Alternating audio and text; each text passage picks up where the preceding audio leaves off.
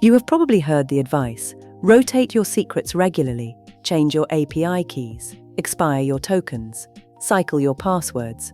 The idea is that if a secret gets out, rotating it limits the damage.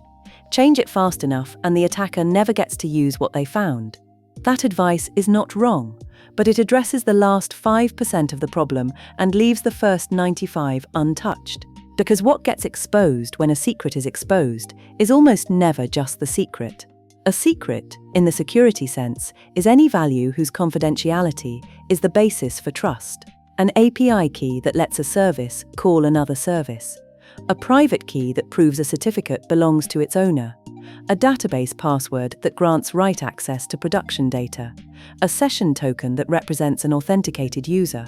A cryptographic key that encrypts everything stored in a system. Each of these is a secret because the system trusts whoever presents it, and that trust is entirely conditional on no one else having it. That conditional is the thing worth understanding. When a system accepts a secret as proof of identity or permission, it is making a bet. The bet is that this value is known only to the entity that is supposed to know it.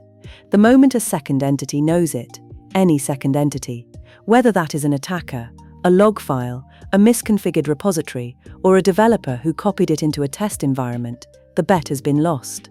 The system does not know the bet is lost. It keeps accepting the secret as proof. It keeps extending trust. Everything it was protecting continues to be accessible to someone who was never supposed to have access. This is the structural problem with secrets that makes them fundamentally different from other security controls. A misconfigured firewall can be corrected. The correction takes effect immediately. Traffic that was incorrectly permitted is now blocked. The exposure ends when the fix is applied. A secret does not work like that. Once a secret is known by a second party, there is no technical mechanism to unknow it. Rotating the secret changes the value going forward. It does not affect anything that was done with the original value while it was exposed. This is why the response to a secret exposure is never just rotation. Rotation is the last step. Before it comes the harder question: what did this secret protect? What could someone have done with it? And what evidence exists that they did? A database password exposed for 72 hours might mean nothing if the database was not accessible from outside the environment, or it might mean that a full copy of the database was exfiltrated during a specific 18-minute window on the second night of the exposure. The rotation does not distinguish between those two outcomes. The investigation has to. Secrets exist in 3 states that most systems do not model separately, and collapsing them is where a lot of defensive thinking goes wrong. The first state is at rest. The secret is stored somewhere: a configuration file, a secrets manager, an environment variable, a hardware module. Its security in this state depends entirely on who can read the storage location. An API key in a configuration file committed to a repository has the access controls of that repository, which may include every engineer who ever worked at the company, every CI system that ever cloned it, and every fork that was made before anyone noticed. The second state is in transit. The secret travels from wherever it is stored to wherever it is used. It might cross a network. It might be injected into an environment variable that gets captured by a log aggregator that retains data for 7 years.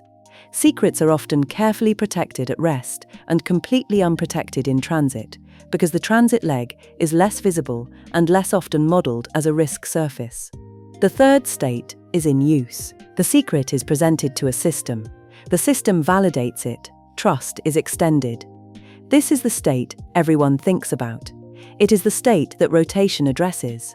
But it is the narrowest of the 3 windows and the one least likely to be where the actual exposure occurred. Understanding which state the secret was in when it was exposed changes the response entirely. Exposure at rest implies a storage breach. Someone had access to where the secret lived. Exposure in transit implies a logging or interception problem. The secret escaped through a channel that was never supposed to carry it. Exposure in use implies active exploitation.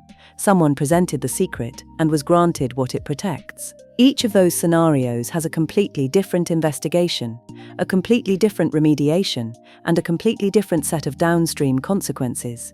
There is one more property of secrets worth naming, because it shapes every other decision about how to manage them. Secrets are not just values. They are trust relationships encoded as values. When an API key is issued to a service, it represents a decision. This service is trusted to call this API with this level of permission. The key is just how that decision is operationalized. When the key is exposed, what is exposed is not just the characters in the string. It is the trust relationship it represented, and that trust relationship remains valid until someone explicitly revokes it, regardless of what happened to the key. This is why secrets management is not primarily a cryptography problem. Cryptography helps protect secrets in transit and at rest, but the harder problem is the trust architecture that secrets are embedded in. Who issued this secret? To what entity? For what purpose? For how long? With what permissions? And who else knows about it? Get that architecture wrong, and no cryptographic protection of the secret itself compensates. The secret is perfectly encrypted at rest, rotated on a 7-day schedule, and stored in a certified secrets manager. And an attacker who understands the trust relationship it represents can find another path to the same access, because the secret was just the key. The door was always the real target.